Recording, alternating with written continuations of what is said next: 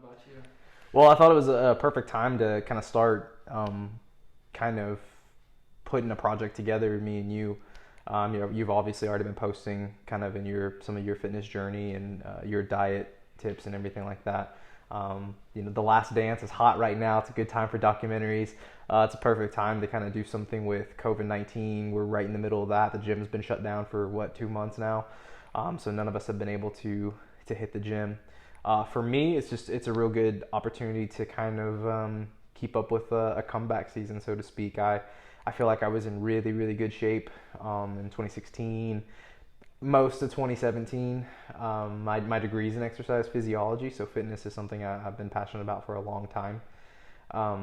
But it's real easy to fall off, and I think I'm someone that said I would never fall off, and once I got in the real world, I wasn't gonna lose my gains, so to speak. And it is really easy. You start working a real job. I got a job back in 2017 where I was managing a sales team, and it was just real easy to buy the team food all the time, from donuts to pizza, rosas, and whatever it was, and just develop really bad habits. And for the first couple months, yeah, maybe you put on 5 pounds or so, but you still look okay, and you just kind of let it go by, and then you find yourself in a relationship, and that 2 years goes by from that, and next thing you know, I don't even look like myself, or really feel like myself. So I think it's a good shot to really jump back into it. It's been 2 or 3 years of just I'm starting this week, have a good couple days, and then by the end of the week you're back to your bad habits. Or I'm kind of a boring person. Like I don't do all that. I like to go to the gym, I like to go to the movies. I love football. I played football at Mary Hardin Baylor. I'm a huge Cowboys fan, so stuff like that. Like I'm at the end of the day, I'm kind of boring, and when I do go out with my friends or whoever, yeah, we're probably just gonna go eat. So right now I'm a good 35 pounds overweight or so, and it's terrible, and I look terrible, and I feel, and so it's just about getting back, not only getting back to where I was in 2016, 2017, getting even more than that. Like, we don't want to just go back and live in the past. We want to keep progressing, and I definitely lost sight of a lot of that for a couple of years, where just going through the motions, and the time just flies, and you feel like you're going to get back on it next week, and then next week, and then next week. And I never stopped working out, but I was definitely going through the motions. Unfortunately, I kind of had started getting back to a few of my good habits right before this COVID-19, and then that definitely threw me off. So here this past week I've been good, and I've already dropped maybe 3 to 4 pounds or so. I'm 205.2 this morning, so we'll keep track from there. I feel like I gotta at least get back to 180, if not 169 or so. I'm not that tall. I'm 5'6", so that's just kind of where we're at. It's a good opportunity for us to kind of document some of this, and for me to get back, like I said, get back to where I was, and then some, and maybe help some people along the way. Maybe have some guests, and maybe be able to give you some tips. Like I said, my degree is in exercise physiology, so I do know a lot about nutrition, and just that fitness realm. It's just a matter of living it. It's one thing to know it, but it's a totally different thing to live it every day.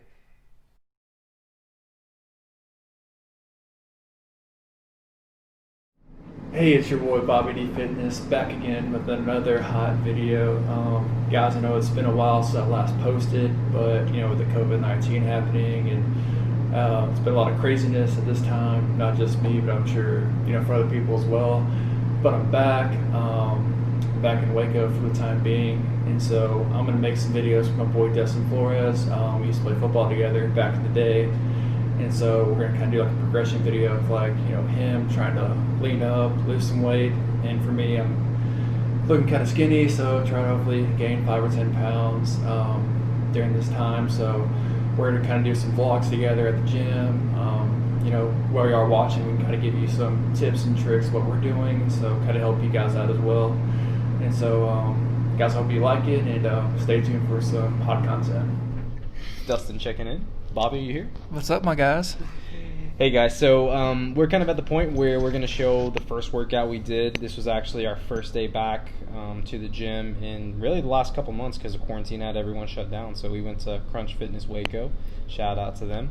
Holla at your boys. Yeah, we got a good chest and shoulder workout. So I kind of took the lead on this one. We're going to do some different stuff over this documentary where Bobby will kind of we'll do some splits that Bobby likes, and we'll do some splits that I like, and that stuff that have worked for the both of us. This particular week, we the first week back, we actually used, like I said, my split, which is a 6-day split. A lot of bro workouts, only one leg day mixed into there. We love it. Well, I feel like I did legs every single day when I was at Mary Hardin Baylor playing football. So at the end, my legs are naturally big. So at this point, I just do one leg day a week.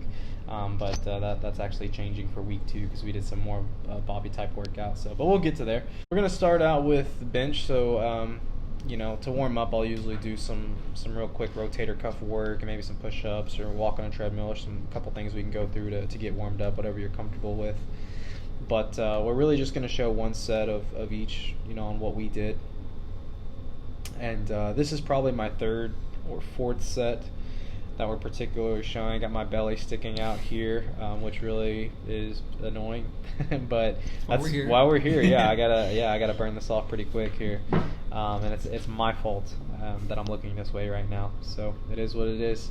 The bar is gonna feel a little bit heavier than it did 2 months ago. Oh, yeah, it did, Luckily I was able to get some push-ups in, over the break. Of not being in the gym. I did some running, and I did some push-ups and some pull-ups on the field goal post out at the park when the park did open. So worked out for us. Yeah, but you can see that set, I still felt pretty good about it. I still got my 12 reps on every set that I did. And for me, it was a different story. I I got 12 on some of them, but I was struggling a bit, as you can tell. Form's not the greatest. I need to lock it out more. Yeah, right sure. Here I know I was telling Bobby to try and lock it out a little bit more, Yeah, so it was a struggle, but, it's why we're here, getting back to it. So hopefully, next time you see you do the bench press, do a lot more and lock it out going forward. So as you can tell, it's like, what the hell? Both me and Bobby on that particular set, we both have a very neutral grip. I mean, it's not too close, but it's definitely not a wide grip. I do like activating the triceps a little bit more to be able to do a little bit more weight. And really, I think that's just a habit that me and Bobby both picked up from playing football. When we're just training. Because for that, mostly football, so we were both offense players. We had to block, and so we had to start from that position to trying to be explosive. So that's the reason why I did it. Next up, we did standing push press, and this is something. Well, really, this was actually a standing shoulder press. The second workout we did. This is one Bobby really likes, so we're gonna show him first. Yeah, for me, I love doing shoulders. It's probably one of my biggest strengths. And so for this one, we're just doing a standing military press. Doing a set of 5 here with a little bit heavier weight. As you can tell, extending all the way up, locking it out, controlling it. So, yeah, one of my favorites to do. Really builds up my shoulders a lot.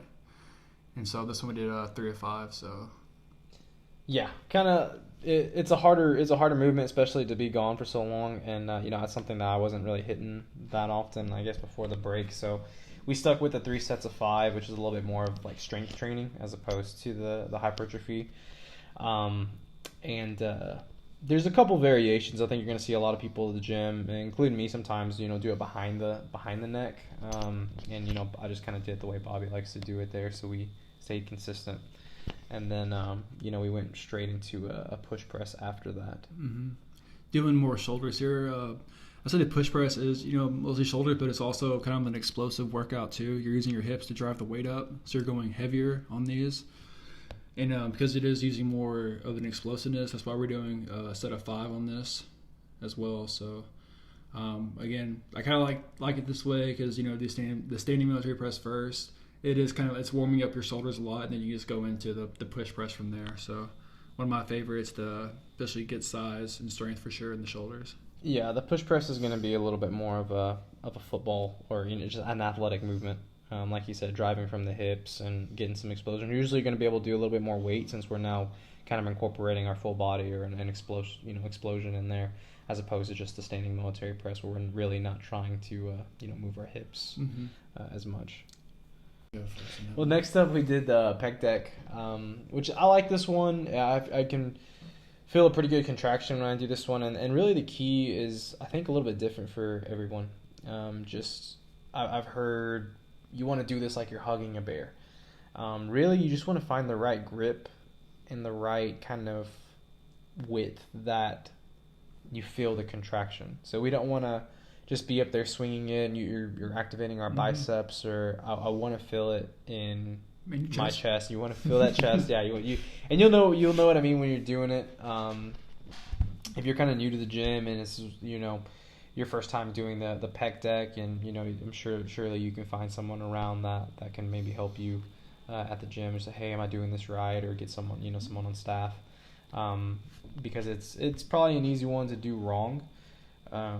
Like I said, the main key really is just making, if you feel it, you're gonna feel it, and it's one of the best auxiliary workouts for your chest. I would also add too, like, the main thing is you want to squeeze it.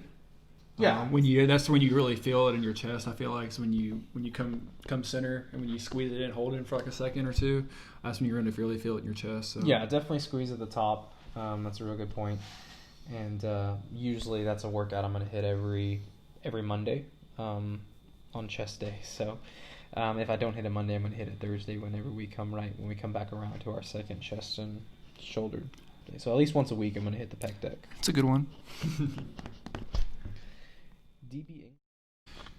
Dang, that boy's looking juicy on the dumbbell incline right there. That's my boy. There you go. Dumbbell incline. This is a good one to talk about. Anytime we're incorporating an incline, you want to kind of find that right angle. And really what happens when we're inclining, whether we're doing a straight barbell bench press or the DB incline, is kind of the more inclined up we seat ourselves, we're just incorporating a little bit more shoulders. And if we start to flatten that out or decline, then we're going to start incorporating more chest rather than shoulders. So I kind of keep this at a mid-level. Also kind of just something I've taken from just my football days. I mean, the angles that we would kind of put ourselves at for the incline. And same thing here, we're shooting for 12, 4 sets of 12.